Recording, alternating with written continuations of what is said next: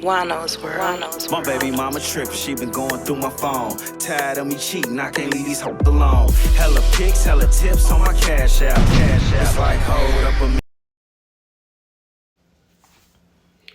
Oh man, as to be expected, we know what happened with Yo Gotti's brother, but let's see what Flakko got to say. Y'all know about Poetikk Flakko. I guess you about to learn about it. They spun till they can't spin no more, bruh. How many more victims, man, will them PRE boys get, bruh? Listen, I think that's not even an exaggeration. I think the PRE boys them set the records, bruh, for the most block spun, get back getting by any dead rappers, homies, bruh. And it's not even close, bruh. I can name you guys at least 20 victims. Them boys are spinning. They getting it by force or by finesse. Don't believe me, bro? That's Big Jook, man.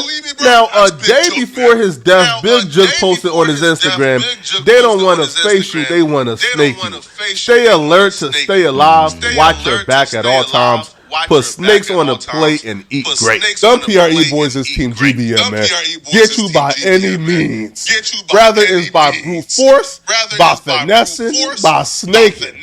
Now, I'm perplexed, bewildered, befuddled, bemused that Big Jook is complaining about the rules of warfare. Where was this unwritten rule of warfare that you have to face me and you can't snake me when it was Young Dolph turn? When them two cockroaches ambushed Young Dolph while he was in Makita's Cookies ordering some hot butterscotch cookies.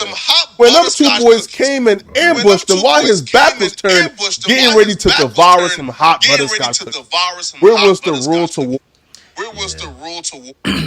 And that's the problem with the streets. It's like the rules don't apply to people who feel away, but then they apply when you feel away. I don't know. That was a violation on all standards. I don't imagine nobody getting over what happened to Dog no time soon at all. And I don't know what they expected was going to happen once they did that to him. I don't really. Or fear that. See, here's the thing. Big Jook knew they was after because they was texting Big Jook. From the very time he landed in Memphis, they was texting Big Jook and let him know, we gonna get you, we gonna kill you. But for some reason, he thought it was a game. He thought them boys was trolling. He thought that CMG was the only gangsters in Memphis, which is why Big Jook is dead and Yo Gotti is still alive. You see, Yo Gotti is a mastermind extraordinaire. He's the brainchild. Yo Gotti is that smart ninja from the hood who just grew up around criminals, but he's actually really smart. He's a mastermind. Yo, when Yo Gotti pull up in Memphis from the airport, right when that private jet landed, Yo Gotti was surrounded by 20 armored vehicles and 15 cops. They drove over to the funeral with 20 cops, 20 armored vehicles, hopped out, all surrounded him, went inside, paid his respects, left the funeral, 20 armored cars around him, straight back to the private jet and left out of Memphis and came to Atlanta. Because he understands them PRE boys ain't playing, right? They gonna get you. Big Jook for some reason. And that's how they got Dolph. Because Dolph refused to ride like that. Which I guess I kind of get it. And it does kind of defeat the purpose if you... Well, I guess I get it and understand it both ways. If you out here riding on people, then obviously you need security. But it's not cool to be bullying on people and then go hide behind the police. Because then it's like no win. And they kind of take the gangster element out of it. You know, like, I'm going to pay these losers to kill you, but when your people come around, I'm protected by the police. I mean, I get it. I guess it would be smart. But it is a hint of bitch assness to that. It's like we gambling. And while you winning, it's cool. But as soon as I start winning, you ready to quit. That's that. It's moving like he Teflon. Big Jook for some reason is moving like, yo, he's bulletproof. As if them boys ain't really like that. As if they the only gangsters in Memphis. You see, what Big Jook didn't understand is that them boys were so brutal. Them boys wanted him so bad, bruh, that them boys actually went to the funeral. Them boys actually went to the funeral to watch him and Yo Gotti. And when they left the funeral, them boys actually drove over to the repass and sat in that parking lot. That's how bad they wanted these boys. But what's even crazier is that Big Jook was moving so sloppy from the very beginning of his little Memphis trip that they could have gotten him several other times. Despite receiving threats when he landed in Memphis, despite the city being hot, despite knowing he's a wanted man, this man was prancing around at a car show, at a public car show.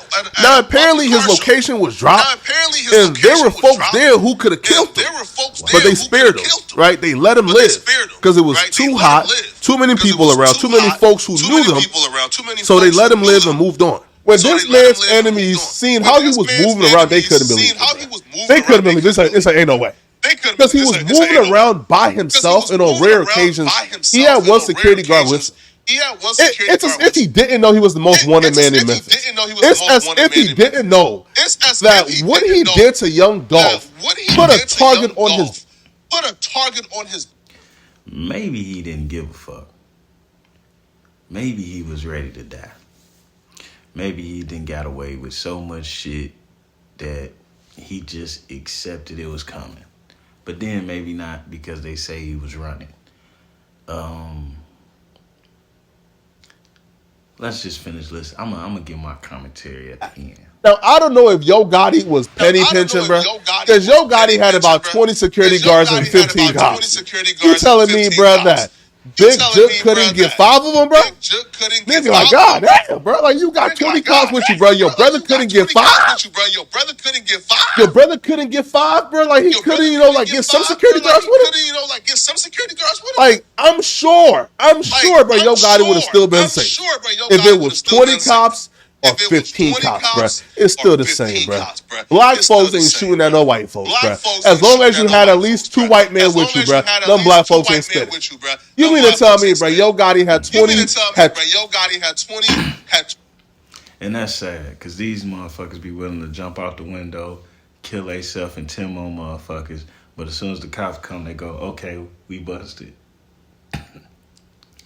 Or even worse, they don't run up on them white security. He got a point there. Motherfucker shoot you in front of your mama, but he'll call it off if the police right there. I don't get it. 20 white cops with him, and Big Jook couldn't get 5.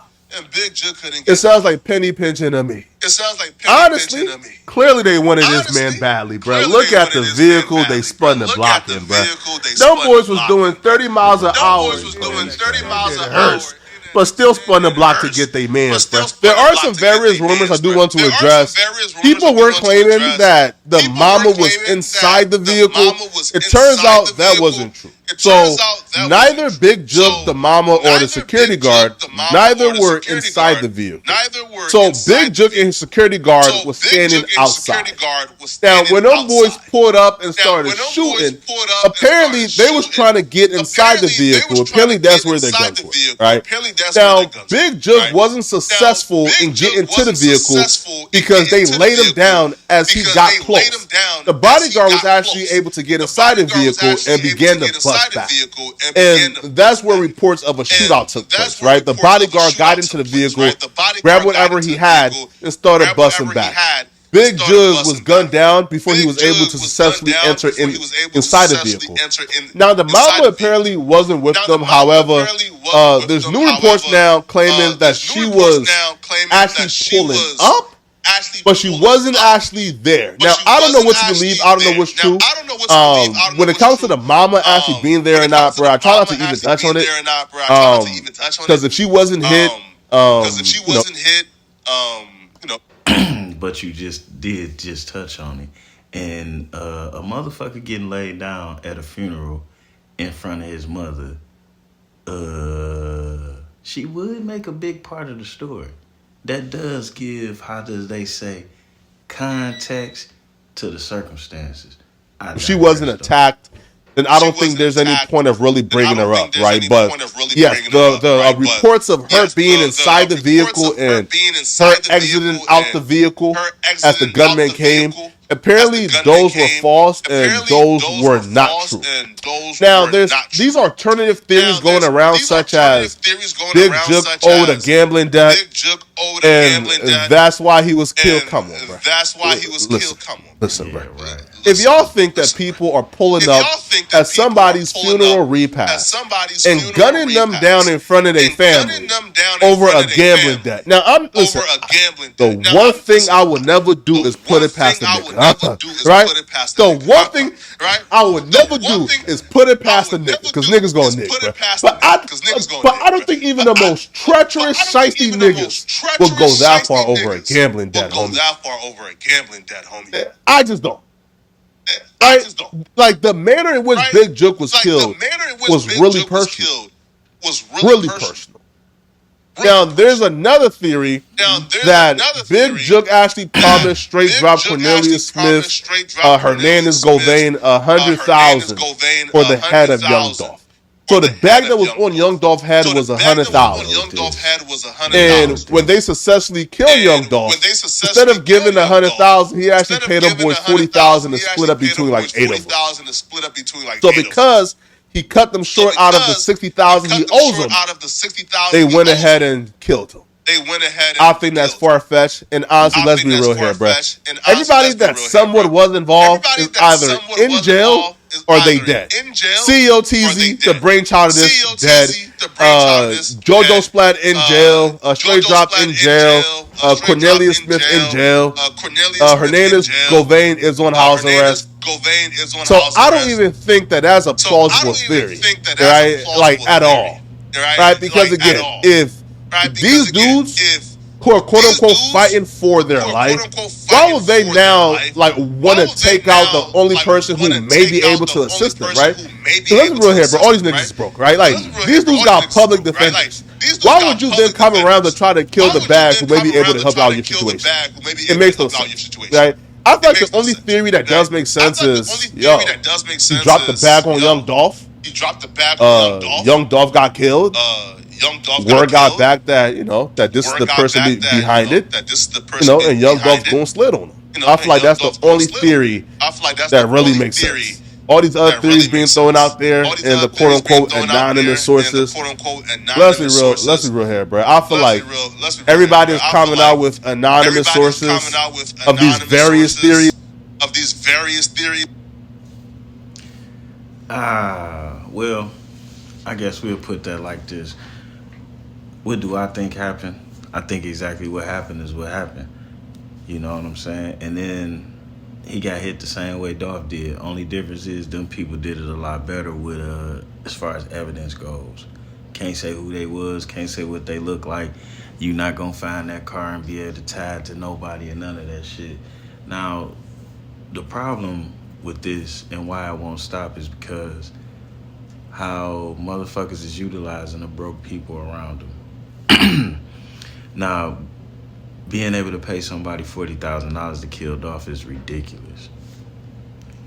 It's ridiculous. It's actually rather appalling to me. One, that someone would even go through the trouble of doing that, and two, a figure so low, and then three, somebody willing to. That's basically somebody putting a $10,000 or a $5,000 value on their life because there was 6 people involved in this.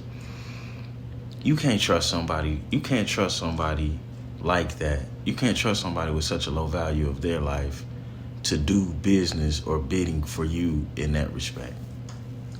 Either they need to be doing it for free or they need to be demanding a real bag. And that's not a real bag, especially not to kill a person like Dolph. And then you get to the point of them being public defenders, and it comes down to the fact is some of this gang shit and rolling around playing the little homie, some of that shit ain't really worth it. And then what are you getting out of the deal? And how you put in some work like that and you don't even have a lawyer? And then y'all spinning and killing, and y'all got gun fair and all of these other things, but you don't have, say, not even $5,000 in escrow with a lawyer. Because let's be clear, some of these guys could get a lawyer in early and just plead them out, at least get a better plea deal, but they don't even have that going on. And then there's no money being funneled to you to support it. So as far as who might have killed this guy, I guess it's a million people with a reason to, but in my estimation, I'm pretty sure it was from the people who needed to have done something like that. But that don't mean I all the way respect it or check it. And then like where the problem come in, that is people be like, well, it's bloodshed, so we can't get over it. I understand that. But I also understand that it's gonna keep being bloodshed as niggas don't get past it. After this one though, I don't too much trust people getting past it. I do trust something like a simmer down. I do trust something like that'll be going on because motherfuckers, the other side ain't made no mistakes. But that one side might be open for several different federal indictments. Just the fact that 2 people linked to that crew was on paper as having something legitimately to do with 2 different Dolph shootings in 2 different states. That's enough federal charges, to be honest with you. At least conspiracy to commit murder. And that's the real honest fact of the case. So you got to wonder like why things like that not happening. Why ain't nobody said that? How has that been able to just fly under the radar? Because after all, I mean, it is possible. It is, I mean, if some regular dudes that was just out here selling drugs was caught up in those same exact situations, or some regular dudes that wasn't even selling drugs, just some regular dudes that was a crew, was caught up in a similar situation, they'd have probably already been indicted. So a nigga gotta ask these questions. But whatever the case, you heard what Flakko said. Dog move around with 20, 30 police officers. Not to say he shouldn't move around like that, but then it's a game because how are you moving around with that much security and you only in town for a minute, but you got your family living in that town with no security at all, one guard? Like, that don't really make that much sense. But who am I? I'm just an ex-street nigga. You know, but really not a street nigga. To me, that has such a negative connotation to it. I'm a hustler, and we out.